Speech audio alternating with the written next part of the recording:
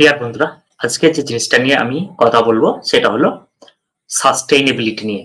তো সাস্টেইনেবিলিটি কি না, কখন সাস্টেইনেবিলিটি কিছু কোয়েশ্চেন এর উপরে দাঁড়িয়ে আছে। যেমন আ কতদিন এটা লাস্ট করবে বা কতদিন এটা চলবে বা কখন এটা রান আউট হয়ে যাবে বা শেষ হয়ে যাবে বা চেঞ্জ হয়ে যাবে বা নেচার অফ ইউস আ বা চেঞ্জ হয়ে যাবে। তো এই কোয়েশ্চেন গুলোর সাথে সাস্টেইনেবিলিটি জড়িত। তো sustainability always human centered কারণ it is always considered human need because human existence আমরা যখন সাস্টেইনেবিলিটির কথা ভাবি তখন আমরা সাপোজ করি যে ধরে নিই যে humanity survive almost indefinite period of time infinite period of time অনেক দিন পর্যন্ত এক্সিস্ট করবে। সো তখন আমি তার সাপেক্ষে যে আমাদের যে এক্সিস্টিং যে হিউম্যান নিড আছে, হিউম্যান নিড বলতে গেলে যেখানে বিভিন্ন ফিজিওলজিক্যাল বা সাইকোলজিক্যাল বা সোশ্যাল নিড আছে, সেই নিড গুলো কতদিন সেটা সাস্টেইন করবে। তো ১ম যদি হিস্টোরিক্যাল দেখতে যাই তাহলে ইন্ডিয়ান সিভিলাইজেশন বা টিবেটান মঙ্ক অনেক আগে সাস্টেইনেবিলিটির কনসেপ্ট দিয়েছেন। বাট মডার্ন ডেতে যদি আমরা সাস্টেইনেবিলিটি দেখতে চাই তাহলে United nation convention of environment and development এর 1987 এর brand plan report on sustainability. তো সেখানে কিছু বলা হয়েছে না, without compromising the present need and to fulfill the ever-growing demand of human population without compromising future generation.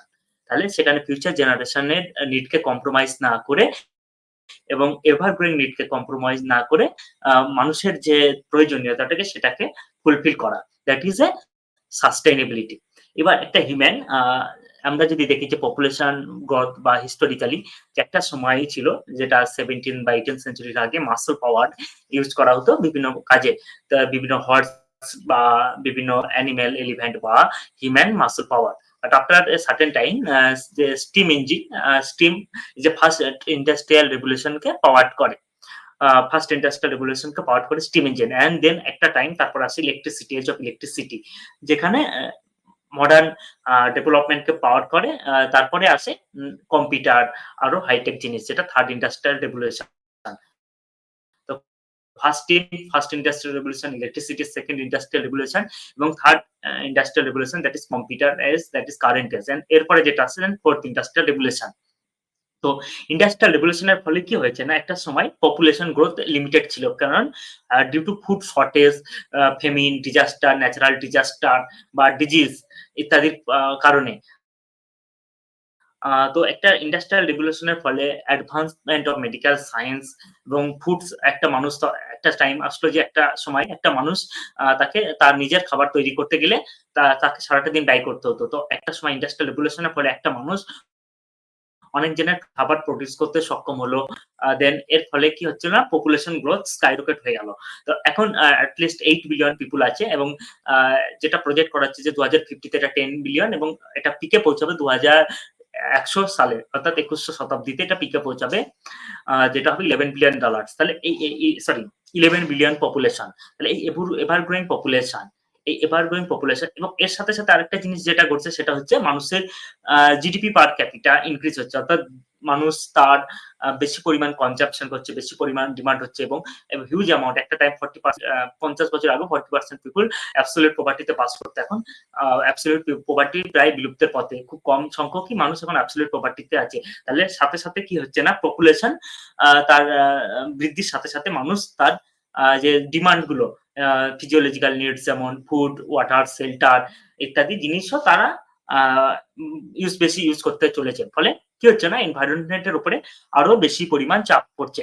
তো যখনই আমি সাস্টেইনেবিলিটির কথা বলবো সেখানে নরমালি কি বিষয়ে কনসার্ন হবে না, পিপল অ্যান্ড পিপল নিডস। দেন হচ্ছে ন্যাচারাল রিসোর্স।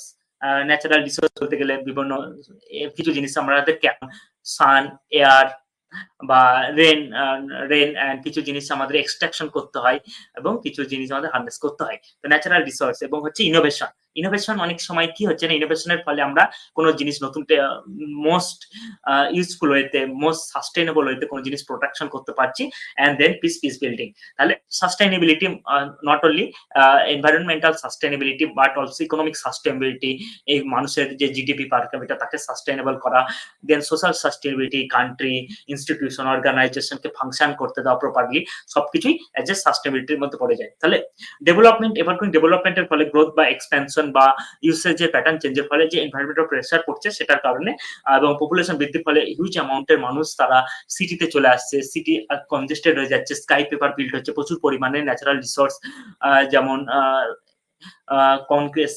কনস্ট্রাকশন ম্যাটেরিয়াল, যেমন আমি এজ এক্সাম্পল যদি আমি ফোনটার কথা বলি, এই ফোনটা যেটা 46 ডিফারেন্ট এলিমেন্ট দিয়ে তৈরি, তাহলে 46 এলিমেন্ট বিভিন্ন দেশে বিভিন্ন কিছু তৈরি হয়, যেমন কপার, বিভিন্ন রেয়ার আর্থ এলিমেন্ট যেটা টাচ স্ক্রিন বডি ইকুইপমেন্টে ইউজ করা হয়, যেটা চায়না প্রডিউস করে, কপার যেমন জাম্বিয়া প্রডিউস করে, বা কঙ্গো বিভিন্ন এলিমেন্ট যেখানে ব্যাটারি রিলেটেড ইকুইপমেন্ট যেটা কঙ্গো থেকে আছে, লিথিয়াম যেটা lithium triangle Bolivia, Peru, Chile produce করে।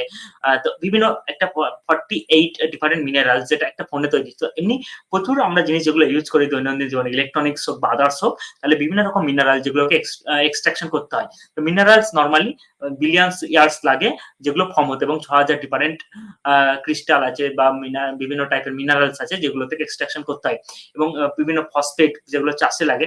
এই ইউজ করতে আস্তে আস্তে এটা যেহেতু এগুলো নন ফাইনাইট রিসোর্স, একটা সময় এগুলো ফুরিয়ে যেতে পারে বা লেস ইউজফুল ভাবে এটাকে রিসাইকেল করতে হতে পারে। তো গ্লোবাল রিসাইক্লিং রেটও খুবই কম।